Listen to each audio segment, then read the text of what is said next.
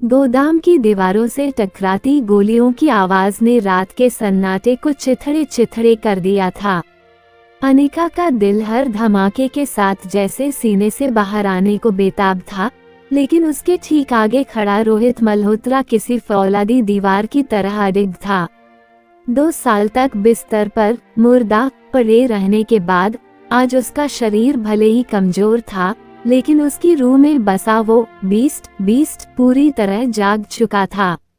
उसने अपनी गन से एक सटीक निशाना साधा और सामने से आते हुए खन्ना के पहले गार्ड के माथे के बीचों बीच छेद कर दिया। खून के छींटे दीवार पर बिखरे, पर रोहित की पलक तक नहीं झपकी। रोहित ने फुसफुसाते हुए कहा, मेरे पीछे रहना अनिका, और अपनी आंखें बंद मत करना। आज तुम्हें देखना होगा कि जिसे दुनिया माफिया कहती है, वो अपनों के लिए क्या बन सकता है। अनिका ने कांपते हुए रोहित के जैकेट का कोना पकड़ लिया। उसे समझ नहीं आ रहा था कि वो इस खौफनाक मंजर से डरे या उस इंसान पर भरोसा करे जो अभी अभी मौत की नींद से जागकर उसके लिए लड़ रहा था।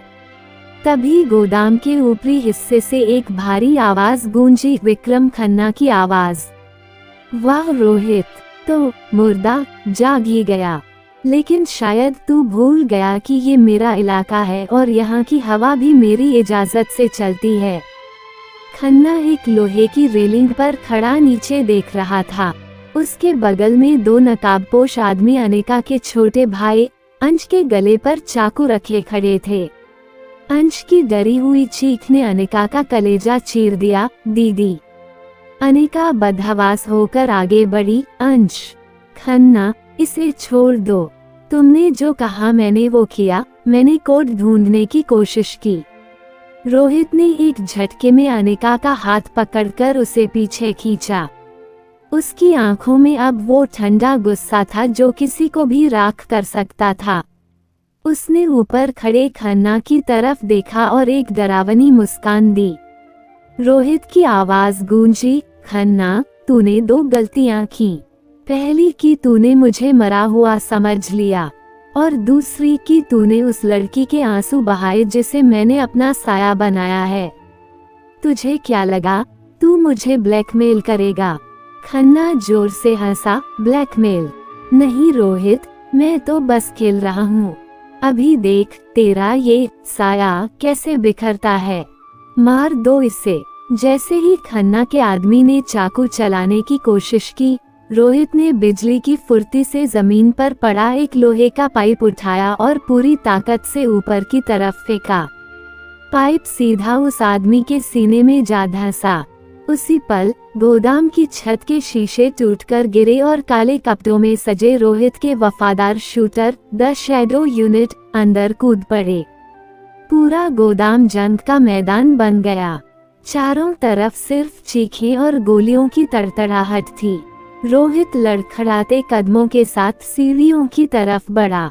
उसका घाव अभी भी हरा था और 2 साल की कमजोरी उसे पीछे खींच रही थी, लेकिन उसकी नसों में दौड़ता एड्रेनालिन उसे रुकने नहीं दे रहा था। वो ऊपर पहुंचा और खन्ना के सामने खड़ा हो गया। खन्ना घबराकर पीछे हटा। नहीं, ये मुमकिन नहीं है। तुम इतनी जल्दी रिकवर कैसे कर सकते हो? रोहित ने उसे गर्दन से दबोच लिया। उसकी पकड़ इतनी मजबूत थी कि खन्ना का दम घुटने लगा। रोहित ने उसके कान में कहा, जब तक बदला पूरा ना हो, यमराज भी मेरा दरवाजा खटखटाने से डरता है। नीचे अनिका ने दौड़कर अपने भाई को गले लगा लिया। अंश सुरक्षित था। अनिका की आंखों से आंसू बह रहे थे, लेकिन जब उसने ऊपर देखा तो उसका दिल बैठ गया। रोहित खन्ना को जान से मारने ही वाला था कि तभी गोदाम के दूसरे दरवाजे से एक और नकाबपोश शख्स दाखिल हुआ, जिसके हाथ में एक रिमोट था। रुक जाओ रोहित, उस अजनबी की आवाज ने सबको चौंका दिया। अनिका ने उस आवाज को पहचाना। वो आवाज उसके लिए अनजान नहीं थी। उसके चेहरे का रंग उड़ गया। रोहित ने खन्ना को छोड़ दिया और उस नए खतरे की तरफ मुड़ा। उस नकाबपोश ने अपना चेहरा खोला। अनिका के होंठ कांपने लगे। पापा। सन्नाटा छा गया। रोहित के दिमाग में जैसे धमाका हुआ।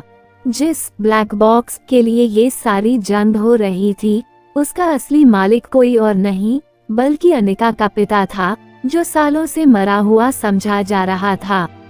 रोहित ने अनिका की तरफ देखा, जिसकी आंखों में अब बेतहाशा दर्द और धोखा था। क्या अनिका भी इस साजिश का हिस्सा थी, या वो भी एक मोहरा थी? रोहित के हाथ से गन नीचे गिर गई। उसका शरीर अब जवाब दे रहा था। वो घुटनों के बल बैठ गया। उसकी नजरें अनिका पर टिकी थीं।